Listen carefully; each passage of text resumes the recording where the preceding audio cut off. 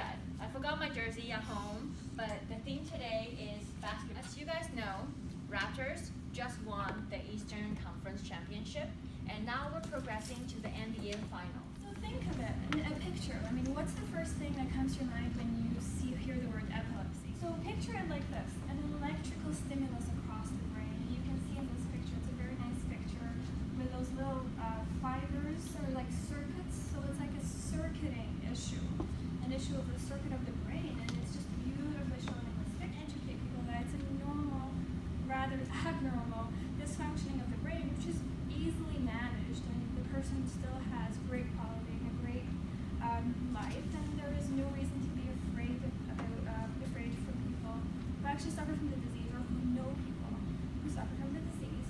Dear Toastmaster, fellow Toastmasters, and most welcome guests, I'm here to talk to you about change and how to manage change effectively.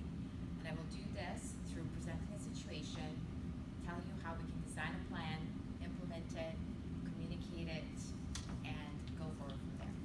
Starfleet Campus 2025, a couple of collaboration between University of Toronto and United Nations. So when we talked about development goals, you'll see how that feeds into it. What are good things about implementing change? You have to focus on the fact that it's for the better. To focus that we can only do it together.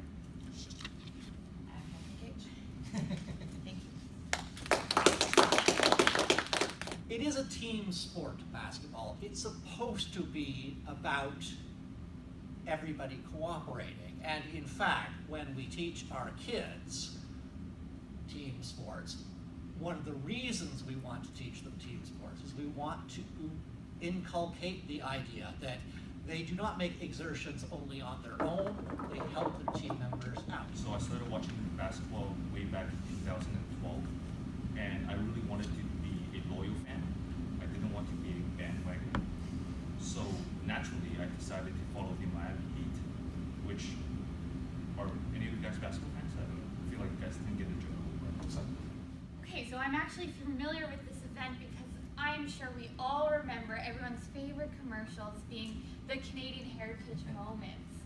And one of my favorite Canadian Heritage Moments is when we got to see the birth of basketball as a sport not like it is now. Maybe we have to watch basketball players, when you go to a real game, everybody have to watch it from 10 floors high and just look down, or even maybe better yet, it will be a complete glass floor, and that will be premium seat that look down to the basketball court, and you pay $50,000-$60,000 for that premium seat to look down.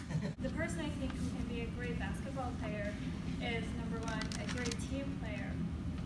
A person who doesn't exert much effort in trying to analyze or judge his team members, but instead trying to exert effort in finding the best in each team member and infusing a good team dynamics and aiming for a goal. The Raptors are going to face Golden State tomorrow, and Game 1 is in Toronto, so it's going to be pretty hyped up.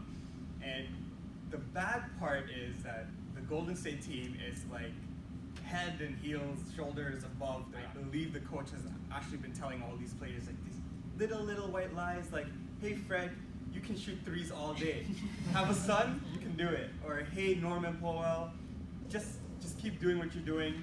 Do your turnaround layups, so on and so forth. So I feel like I haven't seen confidence in this Raptors team that I've seen before. Like very similar players, but the only thing that they don't do is give up. Even when they're 15 points down, 20 points down, and I've seen enough playoff games to know that they don't give up anymore. And I feel the reason they don't give up is because Nick Nurse, which is the coach of the Raptors team, has probably been telling them a lot of lies that's been boosting up their confidence, but in return, they've actually become pretty decent players. All right. Good evening. We're just